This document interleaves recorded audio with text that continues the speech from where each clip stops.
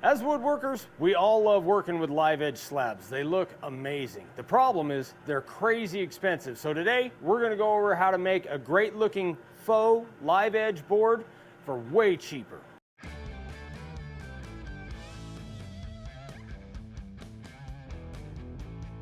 Another issue with live edge is where you're at, you might not have availability to it. We're out here in the middle of the desert, so we have very limited availability for anything live edge. So what we're using today is 3 12-foot 2x6s, and this is kiln dried redwood, and we just got it from Home Depot. So altogether with the lumber itself, it cost about $75. They're like 25 bucks a piece, and we cut them down to 6-foot pieces. And if you don't have redwood, you might have cedar decking, which is what this really is. It's decking material. And if you don't have cedar, you can use Doug fir and put a stain on it. So you can do this with pretty much any material you have available to you at your local store.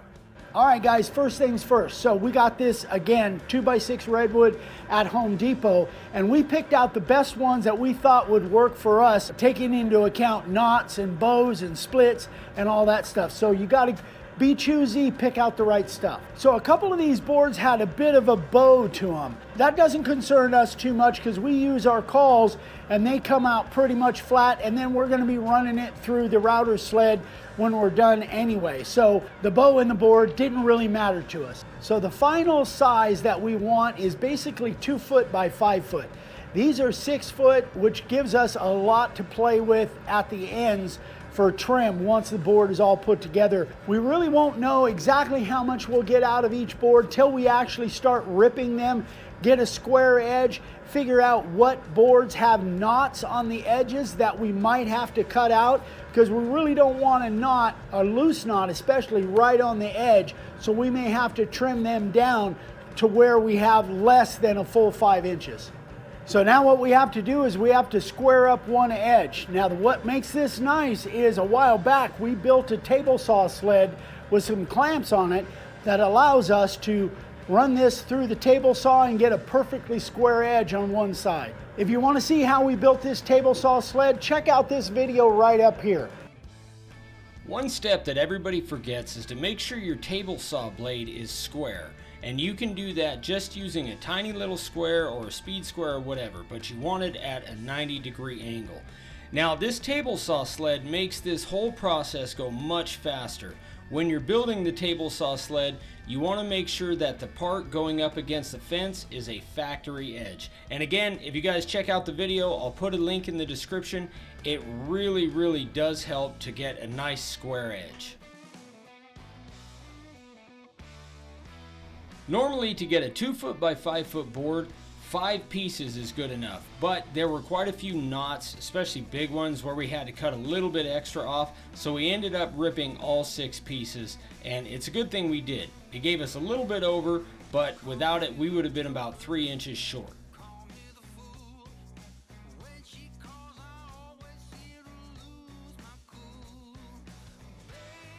Now that we've got one square edge on all of our boards, we can just run it through the table saw just like normal, because we know that one side is a square edge. We'll put that against the fence, and then the other edge should come out square just like this one. So this is where each one is going to be different depending on what's on the opposite edge that we're ripping off.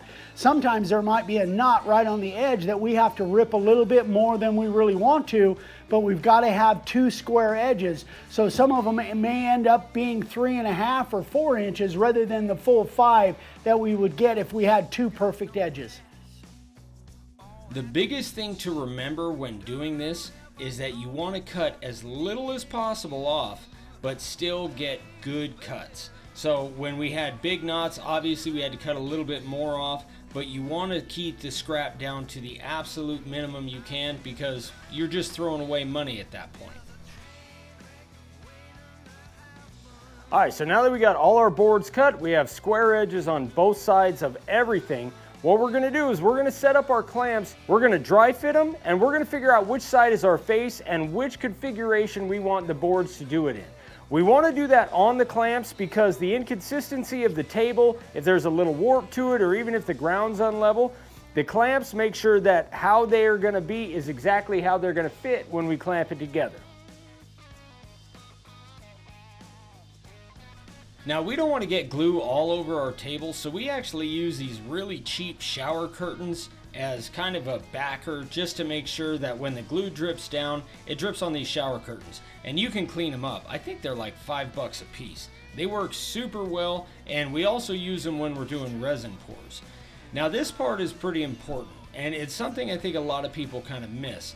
You want to set your boards up exactly how you want them, because some people like to match the grain, some people like to have the sapwood or the whitewood on the outside or the inside. So it's pretty much all up to you. Just make sure before you do any gluing that you have your boards exactly the way you want them. And these 6 boards gave us just about 27 inches. All right, now that we got the orientation of the boards, we have a mark, we know exactly where we want each one to go. Prep before you start gluing. We have made this mistake so many times in the past, especially it's almost 9 o'clock and it's like 102 degrees. So make sure you get all your clamps together, make sure you get your cauls, and you have everything you need before you even think about putting glue on the boards. All right, we are all prepped. We have all our clamps ready to go. They're all cleaned off. We have our cauls, we have our wrenches. And by the way, these cauls, you guys, are the best cauls we've ever used for flattening. And we have a video on how we made them. You can check that out right up here, and I'll also put a link in the description. Now, because it's so hot out here, Dad and I do it kind of an oaky rigged way.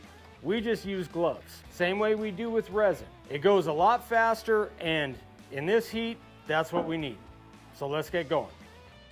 For the glue up, Dad and I do it together, and that helps a lot because it dries so fast out here. This dry desert air, for some reason that glue just cures like nobody's business.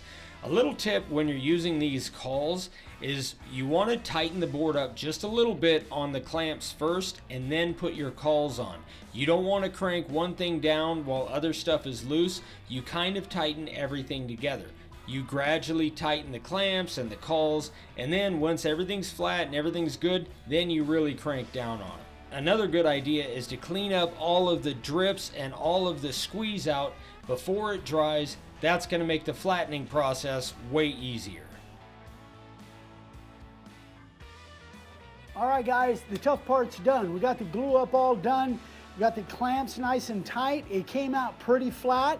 Not as flat as I'd like it, but it's pretty flat. I don't think it's going to be a problem at all. Now we're just going to let this thing set overnight. Tomorrow morning we'll bust this thing off the clamps, and then we'll trim it to size and do our live edge. A little tip for you guys, when you're done with your clamps, just put them back where they go. It took me a long time to learn that, but having the clamps set up right behind our table helps. If you don't do that, you're just going to move them 4 or 5 times and then eventually put them away anyway. Now Dad's actually flattening one side of the board out just a little bit. He's just taking the big clumps of glue off. That way when we use our router sled, it'll sit flat and give us a nice flat surface on the top.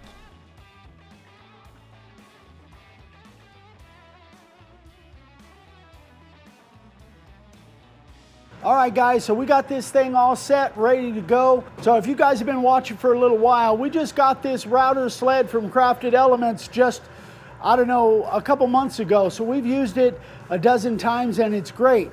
But we've done plenty of things like this, big signs and stuff like that with just a sander. So you don't absolutely have to have a router sled in order to do this, and you can make your own router sled. That's what we were doing when we were doing smaller pieces. Now we're doing bigger pieces, so we invested in this big, really cool router sled, but you can do it with a sander. All right, so now we have both sides flattened. Now that's going to take a little bit of thickness off your board, so the trick for that is you want to take off as little as possible to leave as much thickness as you can. What we're going to do now is we're going to trim the ends off and make the board exactly the length we want. Then we're going to use a jigsaw and we're going to make kind of a free form shape along both longer sides. That way it gives it that live edge look. Now we use the track saw to trim off both sides, and you can see we cut a little bit more off the first side because there was a big sappy area and we got to get that out of there. But you can do it with a straight edge and a regular circular saw as well. Now our jigsaw is not the best, but it works. The line that I draw on here is more of just kind of a rough guide to get an idea of what I want it to look like, but the whole goal is just to make it free form, just to make it kind of rough looking. That way it looks as natural as possible. All right, so now that we have our entire board shaped exactly how we want it, and again guys, this is all up to your interpretation. Maybe you don't like my free form, maybe you would do bigger, wider turns and all that stuff, whatever you want to do. Now we have 2 more steps to cut this thing. We're going to use our flex grinder and the cuts all shaping dish, and this is the extreme course, and we're going to give it an angle. Now we could have done that with the jigsaw, but it's not the best jigsaw and it doesn't cut all that great at an angle, and this makes it look a little bit rougher, I think. So we're going to cut an angle with this, and then we're going to use our wire wheel on another grinder to give us our texture and to give the bark look. So let's get after it. There's a couple things you want to do when you're doing this. Number one is I try to take all of the flat spots out. I try to give it kind of a random angled look, but I don't want to leave that big flat spot at the bottom. I want it all to kind of slope down. And the other one is do your very best, if you can, not to damage the front of the board. It's kind of difficult, but if you guys haven't used an angle grinder and one of the Flexol dishes, it's a blast. It's a lot of fun. Now for the wire wheel, I'm just using it to take out the soft grain and leave some of the hard grain. And it'll naturally do that. If you just kind of go and just start grinding the crap out of it, it's going to naturally leave the harder grain in there, and it's going to take out the softer grain in between. So it has almost a sandblasted type of bark look. Just a very worn look, which is pretty much what you're going for when it comes to making a faux live edge. Also, make sure you're using all of the proper safety equipment. That cuts all dish, it will take skin off, no problem. And this wire wheel, it throws wires a lot. So make sure you have a good apron, a face shield, and solid leather gloves on. All right, we've got our faux live edge, basically the woodworking part of it done. Ryan did a great job giving that really free-form look and kind of the sandblasted look. So now what we got to do just to really highlight that, we're using a dark walnut stain. We're just going to slop it on there and wipe it off. Pretty simple. Now you can use whatever stain you want on here for whatever look you're going for. We like using dark walnut just to give it a lot of contrast. But one of the reasons that we wipe it off that way is because the hard grain that's sticking up, it wipes off a little bit more. And we want that very natural, very weathered look, and this really does a good job of that.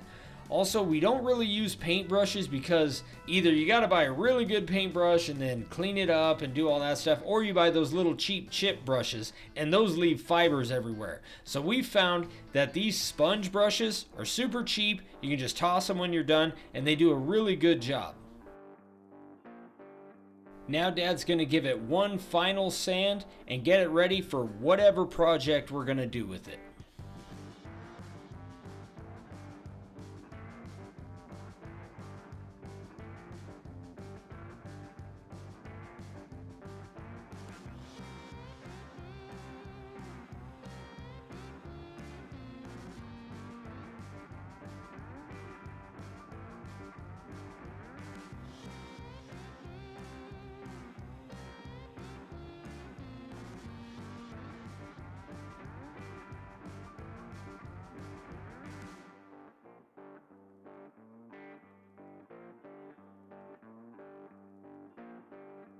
All right, guys, there you go. That's the way we are now doing our faux live edge, and I really love the way it looks. I do too. It looks super clean. It's way cheaper, like a fraction of the cost. And what's nice about this is if you're making something for somebody, you can sell it for cheaper than somebody doing it live edge, but you can still charge a lot more than just regular milled boards. It really didn't take that long. So for a little bit of extra work, you can charge quite a bit more money for whatever you're making. And everybody knows live edge is super popular right now. In fact, it has been for the last couple of years, and it probably will keep going. People just love the live edge, and I don't see that fad dying anytime soon. So if you've got a way to do a faux live edge that gives the appearance of live edge, man, it just makes your stuff look that much better, that much more valuable. Well, as always, guys, if you have any questions, you can shoot us an email, ryan@makeawoodsign.com. Eric@makeawoodsign.com. And we'll see you guys on the next one. See you on the next one. Bye-bye. Bye.